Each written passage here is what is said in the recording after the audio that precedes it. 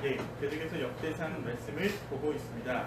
오늘 본문에는 다윗이 하나님의 거하실 집, 성전을 짓고자 합니다.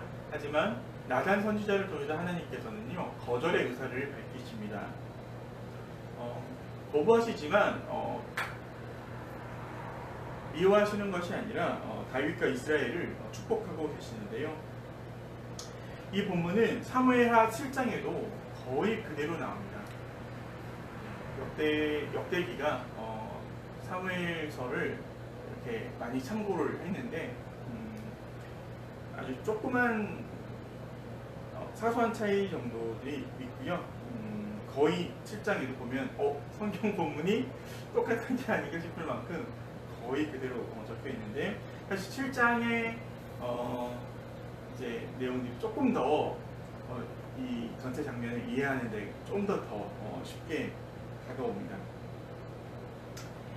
재밌는 점은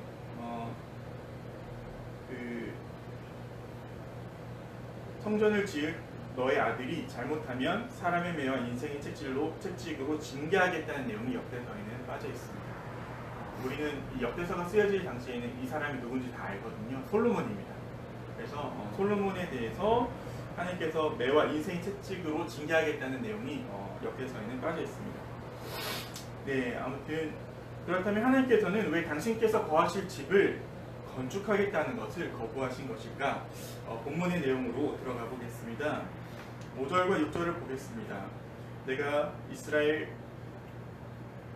애굽에서 올라오게 한 날부터 오늘까지 집에 있지 아니하고 오직 이 장막과 저 장막에 있으며 이 성막과 저 성막에 있었나니 이스라엘 물교 덕으로 가는 모든 곳에서 내가 내 백성을 먹이라고 명령한 어느 사사에게 내가 말하기를 너희가 어찌하여 내 백향목집을 건축하지 아니하였느냐라고 말하였느냐. 내가 이런 말을 한 적이 없다라는 거죠. 이게 사무엘서를 보면 더 문장이 더 확실하게 나오는데요. 내가 그렇게 말한 적이 없어. 백향목집 지으라고 내가 말한 적이 없어. 너희 리더한테 내가 그걸 한 번도 요구한 적이 없어. 라고 하시는 거죠. 이스라엘이 이집트를 탈출하여 광야 생활을 할 때 하나님은 이동 가능한 장막에 계셨습니다. 그렇다는 것은 하나님께서는 이스라엘이 가는 곳곳마다 함께 하셨다는 뜻입니다. 동시에 하나님은 어느 한 곳에 머물러 계시거나 하나님을 제한할 수 없다는 것입니다. 우리가 하나님을 떠나서 어디로 갈 수 있겠습니까? 비행기를 타고 구름 위로 솟는다고, 또는 저 태평양 바다 깊은 곳으로 들어간다고 해도 거기서도 하나님을 우리는 피할 수 없습니다. 하나님은 내가 있는 모든 곳에 함께 계시는 분이라는 뜻입니다. 그런 분을 우리가 어떻게 한 곳에 묶어둘 수가 있을까요? 다윗이 지금 내가 여기 진짜 좋은 곳, 진짜 좋은 곳으로 만들 테니까 하나님 여기 거하세요 라고 하는 게 다윗의 순수한 열정이라는 것을 하나님께서 몰랐을 리 없지만, 그건 본질상 하나님의 성품에 맞지 않는 일이기 때문에 다윗의 제안을 거절할 수밖에 없었습니다. 다윗은 자신의 입장에서 내가 이렇게 좋은 곳이 있으니 하나님도 좋은 곳에 있어야 돼 라고 지극히 인간적인 입장에서 생각하고 있는 것입니다. 또한 구약학자인 월터 브루그만은 성전을 짓는 것이 다윗의 정치적인 입지 강화를 위한 통치 전략이라고 지적합니다. 순수해 보이는 이 제안 뒤에는 하나님을 성전에 모셔 하나님을 자기 편으로 만들고 이를 통해 자신의 왕권을 더욱더 견고하게 하고자 하는 의도가 정치적으로 드러날 수밖에 없다는 것입니다. 이거는 다윗이 왕이기 때문에 왕으로서 어떤 결정을 해도 그건 정치적인 행동이 될 수밖에 없거든요. 성전을 짓고 하나님 거기 거하신다라고 했을 때 정치적인 효과가 이렇다는 것입니다. 전쟁으로 혼란했던 민족을 다시금 하나의 힘으로 규합하려는 강력한 중앙집권 형태가 되기 위해서 국가가 사울 이전부터 그 이스라엘 민족한테는 가장 구심점 역할을 했던 이 제사장의 위치를 왕이 넘겨받는 것, 그런 것이 필요했던 것입니다. 하나님을 믿는 이스라엘 백성들에게 하나님을 모신 성전을 왕이 지었고 하나님이 그 성전에 계신다라는 말은 굉장히 강력한 힘이 있었을 것입니다. 눈에 보이지 않는 하나님을 눈에 보이는 성전이 대신할 수 있게 되니까요. 그 사람들한테는 접근하기가 너무 좋은 거죠. 성전이 있는 것만으로 하나님 우리와 함께 하신다 라고 안심할 수 있는 것이죠. 이후 실제로 솔로몬에 의해서 성전이 지어지고요. 사람들은 성전 중심의 신앙을 갖는 것을 넘어서서 성전에 대한 신앙을 갖게 됩니다. 이것이 예수님이 오시기 한 500년 가까이 일어났던 일들인데요. 어느 정도였냐면 성전에만 가면 모든 문제가 해결될 거라고 믿었어요.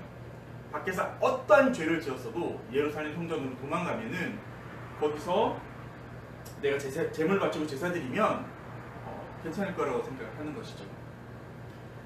그러니까 삶을 하나님 뜻대로 사는 것보다 성전에서 종교적인 행위를 하는 것만으로 하나님과의 관계가 다 회복될 거라고 생각하는 것이죠. 그리고 예루살렘 성전에 있는 한 자기들이 어떻게 살아도 이방 민족이 자기들을 쳐서 멸망시킬 수 없을 거라고 생각했습니다. 하나님의 언약이 있었으니까요.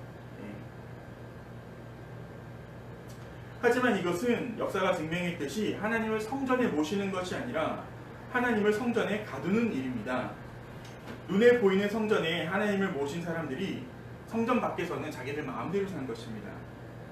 실제로 역사 속에서 예루살렘 성전은 하나님이 계신 곳이 아니라 하나님과는 상관없이 권력자들이 백성들을 자기 마음대로 주무르기 위해 이용한 정치적 수단물에 불과했습니다. 인간들이 자신의 욕망을 위해 하나님을 이용한 곳이 되었습니다. 그러다 그 성전은 BC 587년에 무너집니다. 그리고 성전이 무너지고 나서야 이 사람들이 우리가 무엇을 잘못했지? 하나님을 믿는다는 것이 무엇이지? 성전이 무너졌는데 우리는 어떻게 하나님을 믿어야 되지? 라면서 하나님에 대한 신앙을 더욱 올바르게 가져가게 됩니다. 그렇습니다. 하나님은 스스로 계신 분입니다. 스스로 만족하고 충만하신 분이십니다. 하나님은 사람에 의해 움직이는 분이 아니라는 뜻이고 하나님은 사람의 욕망에 의해 이용당하시는 분이 아니라는 뜻입니다. 은혜를 베풀고 구원을 베푸는 일 역시 인간의 요구에 의해서가 아니라 하나님께서 그 자신의 선하신 뜻대로 자유롭게 행하시는 일입니다. 우리는 다만 그 하나님의 행하심에 주의를 기울이고 하나님이 가시는 길을 따라 걸어갈 뿐입니다. 이런 의미에서 하나님을 믿는 것이란 내가 원하는 것을 하나님이 이루어 주실 것을 믿는 것이 아니라 하나님의 선하심을 믿고 항상 하나님의 뜻이 이루어질 것을 믿고 묵묵히 하나님의 뒤를 따라가는 것이라고 할 수 있습니다. 때로 나의 열심이 방향을 잃고 맹목적이 될 때가 있습니다. 그리고 나의 신앙이 뜻모를 열정이 될 때가 있습니다. 또한 내가 판단한 옳고 그름이 무모한 정의감이 될 때가 있습니다. 그럴 때 하나님은 우리의 중심을 다시금 돌아보시게 우리의 요구를 거절하실 때가 있습니다. 오늘 다윗에게 거절하신 것처럼 말이죠.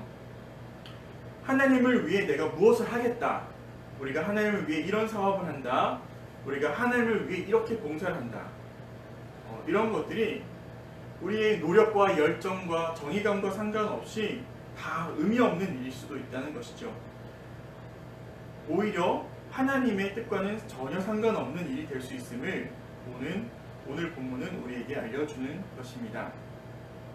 그러므로 우리에게 필요한 것은 우리가 하나님의 뜻에 서는 것입니다. 하나님을 내 편으로 만들고 내가 하나님을 잘 믿는다라는 것을 남들에게 보이기에 앞서 우리가 하나님의 편에 서야 되는 것입니다. 하나님께서 나한테 무엇을 주실까 또는 나를 언제 변화시켜 주실까 기다리는 것이 아니라 지금 당장 말씀대로 내 행동을 변화시켜야 됩니다. 그것이 하나님의 편에 서는 일입니다. 우리가 하나님 안에 거하려 할 때 하나님은 기꺼이 우리의 마음을 당신의 처소로 삼으십니다. 사도 바울은 에베소서 2장 22절에서 이렇게 말씀하십니다. 너희도 성령 안에서 하나님이 거하실 처소가 되기 위하여 그리스도 예수 안에서 함께 지어져 가느니라.